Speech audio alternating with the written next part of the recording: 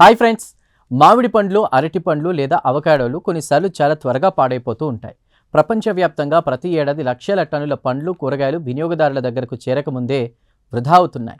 అయితే ఇప్పుడు సాధారణ మట్టితో ఈ సమస్యకు పరిష్కారం దొరికే అవకాశం కనిపిస్తోంది. ఎస్, పండ్లు ఎక్కువ కాలం తాజాగా ఉండేలా చేసే ప్రత్యేక మట్టిని శాస్త్రవేత్తలు అభివృద్ధి చేశారు. అసలు ఈ కొత్త ఆవిష్కరణ ఏంటో ఇప్పుడు తెలుసుకుందాం. డెన్మార్క్లోని యూనివర్సిటీ ఆఫ్ కోపెన్హాగన్కు చెందిన హెలోయిసా బోర్డాలో నేతృత్వంలో పరిశోధక బృందం ఈ రీసెర్చ్ను నిర్వహించింది. ఇది అప్లైడ్ సర్ఫేస్ సైన్స్ అడ్వాన్సెస్ జర్నల్లో ప్రచురితమైంది. పండ్లు త్వరగా పక్వానికి చేరి పాడవడానికి కారణమయ్యే ఇథిలీన్ వాయువును నియంత్రించడమే ఈ పరిశోధన ప్రధాన లక్ష్యం. ఇథిలీన్ అనేది పండ్లు, కూరగాయలు సహజంగా విడుదల చేసే వాయువు. ఇది పండ్ల పక్వ ప్రక్రియను నియంత్రిస్తుంది. రవాణా లేదా నిల్వ సమయంలో మూసేసిన కంటైనర్లలో ఈ వాయువు ఎక్కువగా పేరుకుపోతే పండ్లు వేగంగా పక్వానికి చేరి చివరకు పాడైపోతాయి. దీంతో ప్రపంచవ్యాప్తంగా భారీ స్థాయిలో ఆహార వృధా జరుగుతోంది.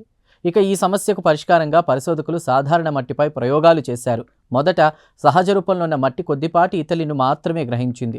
ఆ తర్వాత రసాయనిక ప్రక్రియ ద్వారా మట్టి నిర్మాణంలో చిన్న చిన్న ఖాళీలను పెంచి మరింత ఎక్కువ ఇథిలీన్ను గ్రహించేలా మార్చారు. ముఖ్యంగా ఒకసారి గ్రహించిన వాయువు తిరిగి బయటకు రాకుండా ఉండేలా రూపొందించారు. పరిశోధకుల ప్రకారం ఇంత పెద్ద మొత్తంలో ఇథిలీన్ వాయువును గ్రహించే మట్టిని ఇప్పటి వరకు ఎవరూ అభివృద్ధి చేయలేదు. అంతేకాదు, ఈ మట్టి సహజమైంది, చవకైంది, విషపూరితం కానిది, మానవ శరీరానికి కూడా హాని కలిగించదని శాస్త్రవేత్తలు చెప్తున్నారు. భవిష్యత్తులో ఈ మట్టిని చిన్న ప్యాకెట్లు లేదా పౌడర్ ప్యాడ్ల రూపంలో పండ్లు, కూరగాయల ప్యాకేజింగ్లో ఉంచే అవకాశం ఉంది. మనం షూస్ లేదా ఎలక్ట్రానిక్ వస్తువుల పెట్టెల్లో తేమను గ్రహించే సిలికా జెల్ ప్యాకెట్లు చూసినట్టే ఇవి ఇథిలీన్ వాయువును గ్రహించే ప్రత్యేక ప్యాకెట్లుగా పనిచేస్తాయి.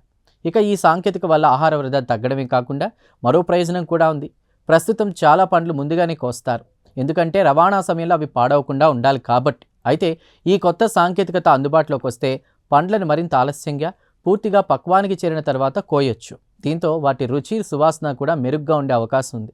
చూసారుగా, సాధారణ మట్టిని ఉపయోగించి పండ్లు, కూరగాయలు ఎక్కువ కాలం తాజాగా ఉండేలా చేయడానికి శాస్త్రవేత్తలు కొత్త మార్గాన్ని కనుగొన్నారు.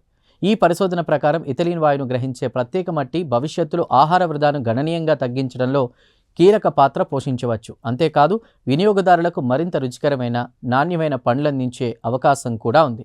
ఇక ఈ ప్రత్యేక కథనంపై మీ అభిప్రాయాలను కామెంట్ ద్వారా తెలపండి. వీడియో నచ్చితే లైక్ చేసి ఛానల్ను సబ్స్క్రైబ్ చేయండి. Thank you.